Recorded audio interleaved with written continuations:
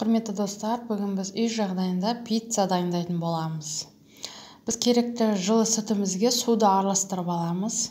Екеуін бірге араластырып қойсаңыздар болады.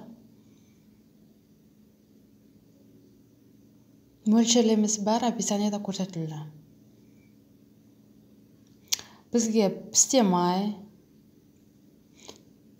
шекер, тұз, дрожж және ұн қажет.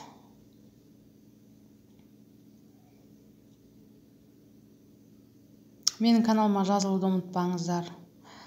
Түрлі рецепттер шығатын болады. Бірінші жылы сүтімізге дрожжды араластырып аламыз. Содан соң шекерімізді саламыз. Тұзымызды саламыз. Ал пісте майды ұнмен бірге араластырып 2-3 бөліп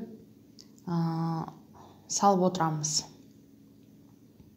Осылай жұмсақ қамыр илеп аламыз. Пісте майды араластырып отырып.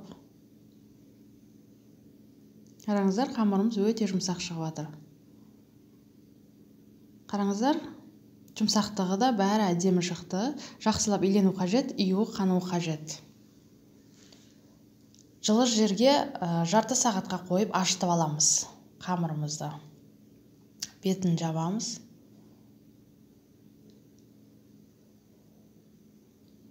Қамырымыз жақсы көтерілу қажет. Міне қамырымыз дайын, қараңыздар, жақсы көтеріліп ашыған.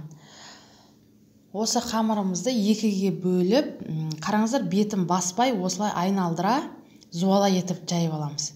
Бетін мүлдем басуға болмайды. Тек осылай созған кезде тарта отырып,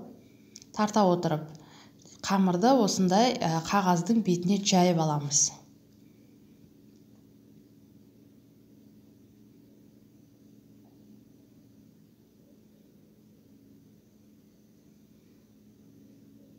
Ал екінші қамырды мен сіздерге оқтаумен жайып көрсетейін.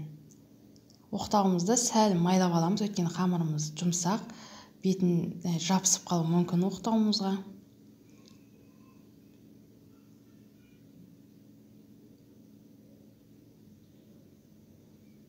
Бетіне салатын салмаларымыз кетчуп, майонез араластырып бетіне жағамыз. Одан сыр, помидор және колбаса. Әркім салмасын әртүрлі жасайды, барлығы өз қалауларыңыз бойынша.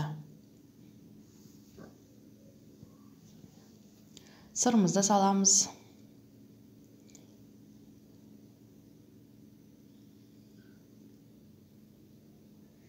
Колбасамызды саламыз.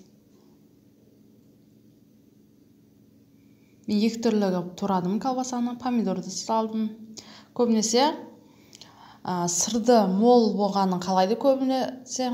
Оны үстіне қайтара сепкенде қалыңша етіп сепсеңіздер, сыры мол болып шығады. Қараңыздар, өстіп майымызды ыдысымызға салып, печкеге 180 градусқа 20-25 минутқа саламыз.